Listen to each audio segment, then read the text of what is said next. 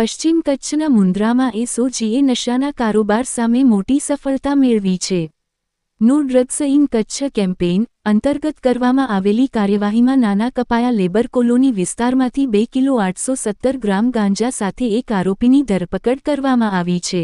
મળતી માહિતી મુજબ એસઓજીને મળેલી ચોક્કસ બાતમીના આધારે ફ્રેશ વેજીટેબલ એન્ડ ફ્રૂટ નામની દુકાન પાછળ આવેલી ઓરડી પર દરોડો પાડવામાં આવ્યો હતો, જ્યાંથી સોનુ કુમાર પ્રમોદ મંડલ નામના 21 વર્ષીય યુવાનને ગાંજા સાથે ઝડપી પાડવામાં આવ્યો હતો।